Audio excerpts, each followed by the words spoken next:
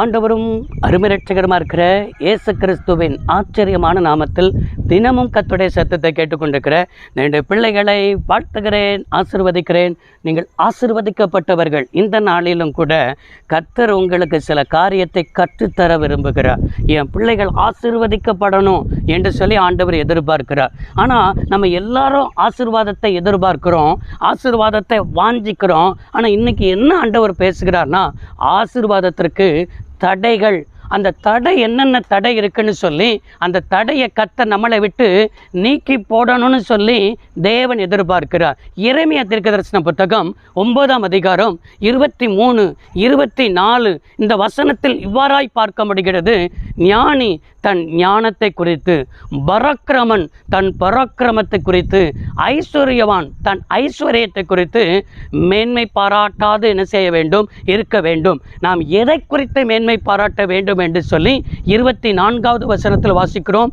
கிருபையையும் நியாயத்தையும் நீதியையும் அளிக்கிற தேவனை குறித்தே நம்ம என்ன செய்ய வேண்டும், மேன்மை பாராட்ட வேண்டும் என்று சொல்லப்பட்டிருக்கிறது. அப்படி என்றால் 3 காரியம் நம்ம மேன்மை பாராட்டக்கூடாது, 3 காரியத்திற்கு மேன்மை பாராட்ட வேண்டும் என்று என்ன செய்யப்படுகிறது, இந்த வசனத்தில் பார்க்க முடிகிறது. ஞானி தன் ஞானத்தை குறித்து, இன்னைக்கு இந்த ஞானத்தை ஆண்டவர் தான் நமக்கு என்ன செய்கிறார், தருகிறார். வேதத்தில் வாசிக்கிறோம், கர்த்தருக்கு பயப்படுகிற பயமே ஞானத்தின் ஆரம்பம். இன்னைக்கு ஆண்டவர் ஞானத்தை தந்திருக்கிறாரா, எனக்கு எல்லாம் ஞானம் இருக்குது, நான் ஞானமாக என்ன செஞ்சுக்கிடுவேன், பிழைத்துக்கிடுவேன்னு சொல்லி உங்கள் ஞானத்தை குறித்து மேன்மை பாராட்டுவீங்கன்னா அதுதான் உங்கள் ஆசீர்வாதத்திற்குரிய தடை. உங்கள் பராக்கிரமத்தை குறித்து ஆண்டவர் என்ன பலத்தை தந்திருக்கிறாரோ, வேலையா, படிப்பா, நல்ல குடும்ப பின்னணியமா, நல்ல திருச்சபையா, எந்ததை ஆண்டவர் தந்திருக்கிறாரோ அதை குறித்து நம்ம என்ன செய்யக்கூடாது, மேன்மை பாராட்டக்கூடாது.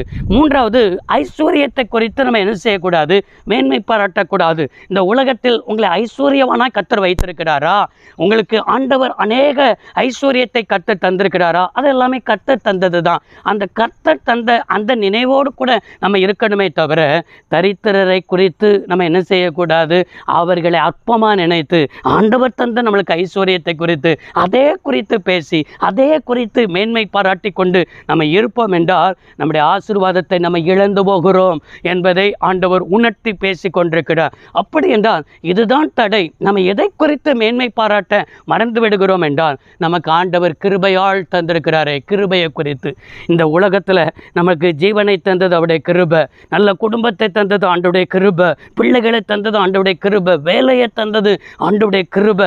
ஆண்டவர் நமக்கு தந்ததெல்லாம் கிருபையினால் தான் என்ன செய்திருக்கிறார், தந்திருக்கிறார். திருச்சபையை கிருபையினால் தான் தந்திருக்கிறார். நீங்கள் வசிக்கிற இடத்தை கிருபையினால் தான் கர்த்தர் என்ன செய்திருக்கிறார், தந்திருக்கிற. கிருபையும் நியாயத்தையும் குறித்து ஆண்டவர் நமக்கு எல்லா நியாயத்தையும் குறித்து, நீதியை குறித்து, உண்மையை குறித்து, இதை குறித்தே நம்ம மேன்மை பாராட்ட வேண்டும். இப்படி நம்ம இருக்கும் பொழுது ஆண்டவர் நமக்கு ஆசீர்வாதத்திற்கு மேலே ஆசீர்வாதம், உயர்வுக்கு மேலே உயர்வு.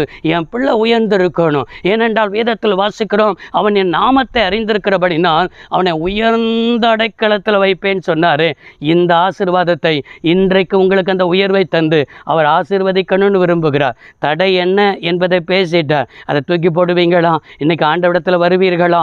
ஜெபிப்போம். சர்வ வல்லமையுள்ள தெய்வமே, அருமை தகப்பன், இந்த வார்த்தையை கேட்ட பிள்ளைகள் வாழ்ந்திருக்க, சுகித்திருக்க, நன்மை அனுபவிக்க கிருபை தாரும். இயேசு ரட்சக நாமத்தில் பிதாவே, ஆமென். கர்த்தர் ஆசீர்வதிப்பாராக. God bless you all.